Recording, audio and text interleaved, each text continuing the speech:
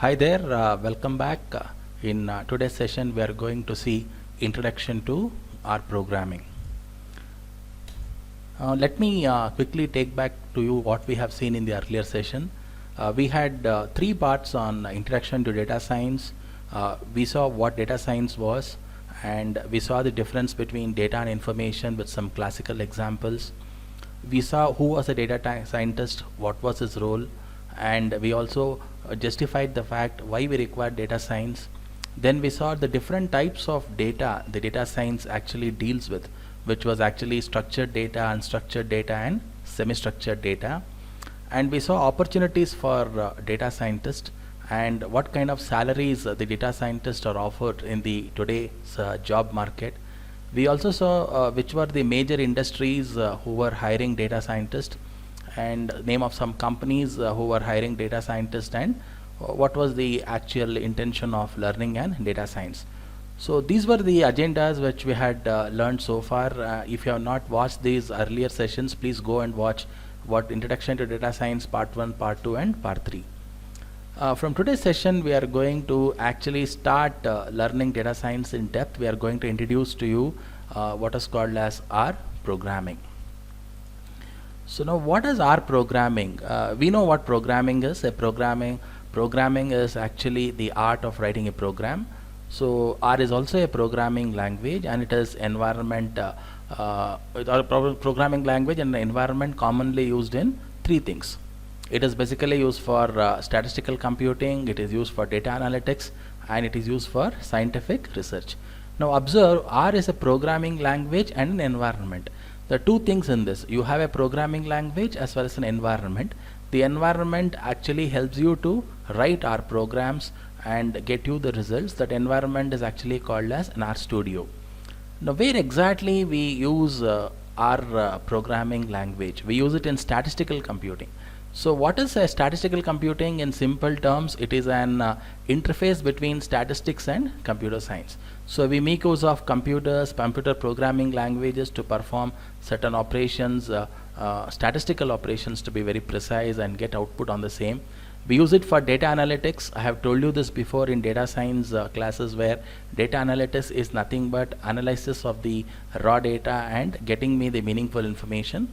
We use it in scientific research. This need not be explained, as the name itself suggests. Scientific research is an research oriented subject. It could be science. Okay.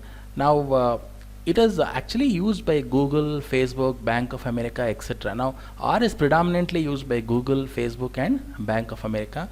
That gives you an hint of what is the popularity of R in today's market. Now we shall analyze certain R facts. Now R facts are, you should know certain things about R, how did it come into existence, and things like that. So know that R was created by Ross Ika and Robert Gentleman. These were the two people who actually created R, and they actually wrote this entire R language at the University of Auckland in New Zealand. Now before R, there was another language called S. Just like you know how C came into existence, before C there was something called as BCPL, Basic Combined Programming Language. Similarly, we had a language called S before R. So we can say that R is a dialect of S. So this S is a language that was developed by John Chambers at the AT&T Bell Laboratories, that is American Telephone and Telegraph. So let us not think too much about S. Know that R was evolved from S. And the first version of R was released in March 1995. So this is the first and the existence of R. And why did it get the name as R? Because you know that R was created by Ross Ika and Robert Gentleman. So the starting characters of those names has been named with R. And R is the top Google search for advanced analytics software. We know that Google basically makes use of R for Google Analytics. It is used by more than 2 million people worldwide. That is huge. Today's R is very popular. You can know that more than 2 million people are using R, and it is mostly used data science language after SQL. Before R, there was SQL. Even today there is SQL, but R is more preferred than SQL. So SQL stands for Structured Query Language. Now, why do we need to learn R? Now, this is very important. Why are we here? What is the actual intention of learning R? Number one, it's free and open source tool. Now, R is totally free. You can just go to a website which is authorized R website and download R. Now, we call it as a GPU. GNU. GNU stands for General Public License, and it is actually having large community of users. Just like how we have developer community, we have Java developer community, we have WordPress developer community, we have Python developer community. Since R is an open source, we have team of developers who keeps on contributing to the adding an additional functionality to R. It makes use of the latest cutting edge technologies, and it is platform independent. Now, what do you mean by platform independent? Our independent platform, R runs on all platforms. So you can find distributions of R for all popular platforms like Windows, Linux, Mac. Code R that you write on any of the platform can be ported to another platform without any issues. So this cross platform interoperability is one of the important features of R. And point number 5, it's a gateway to the lucrative career. You know that once you learn R and you become a data scientist, there is absolute abundance of opportunities you have. Has a robust visualization library. Now, this is one of the most important and striking features of R. So much of packages are available in R. Thousands of packages are available in R, and this package strength is growing day by day. So you know what's a package is? A package is nothing but it is the collection of functions and libraries.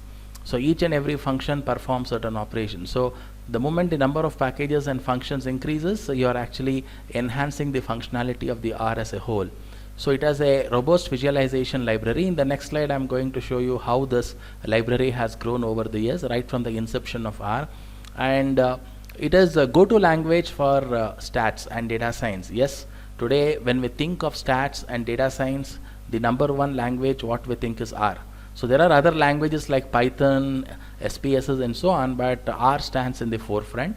It is used in almost every industry. So these are some of the factors which will make you understand why we have to learn R. Now, I was talking about the number of packages which were ever published on R. Now, we call something called as CRAN. Now, CRAN stands for Comprehensive R Archive Network. Now, I can see that in the year 1998, the R has started growing. The inception of R was somewhere in the year 95, 98. From there, it started growing, and you can see that during the initial years, there were not many functionalities. But when you actually go ahead, for example, by 2002, there were around 800 functionalities or library functions, and when today we are talking about around 11,000 packages. So that is huge, 11,000 packages and functions, which means it's a huge collection of library functions, which makes R so versatile programming language today. Now, because of this, we are using R for various applications. So where exactly we use R? R can be used in social media, basically to perform behavior analysis and sentiment analysis. Now these two are the part of digital marketing. Now if you know if you have a hold on what digital marketing is, you'll be able to understand what you mean by behavior analysis and sentiment analysis. So we make use of R for social media. We make use of R in IT in terms of business intelligence and software development. Now, business intelligence is procrastinating certain events which could happen depending upon the data which has been collected from the past. It is used in finance, where we use it for stock market modeling.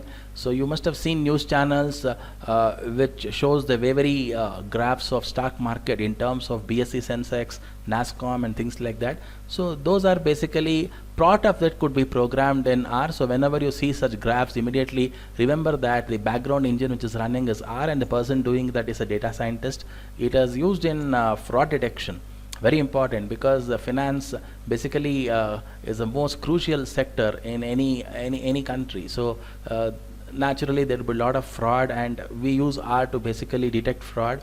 And it is actually used in government in terms of weather forecasting and record keeping. So that gives me an holistic picture of the applications of R, but not limited. When I say it's not limited, it is not only limited to social media, IT, finance, and governmental uses. It is broadly used in many other places.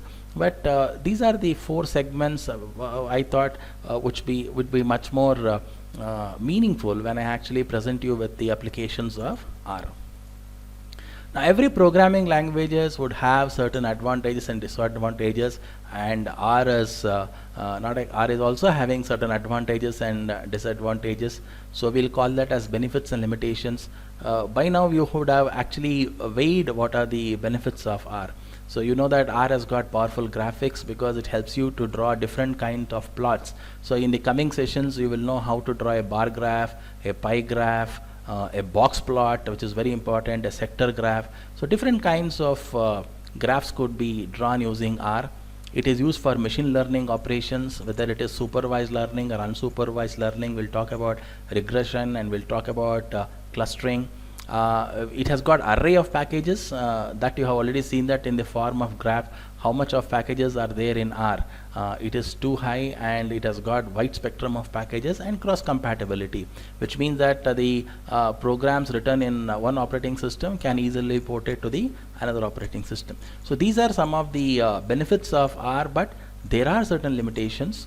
Absolutely, the limitations are there, but the benefits outweigh the limitations, which means that when the benefits outweigh the limitations are only limitations as a heck of it, but you need not take it so seriously. As long as you are considering a project which involves millions of records, then you need to consider the limitations.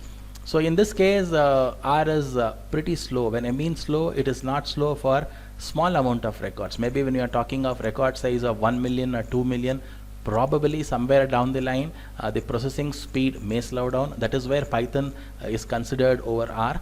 It has got poor security, and it has got low support. That means you do not have good support in terms of technicalities, because it is an open source. So naturally, any open source would not have that kind of a support. Any paid versions of a software would have a greater support. So these are some of the advantages and disadvantages of R.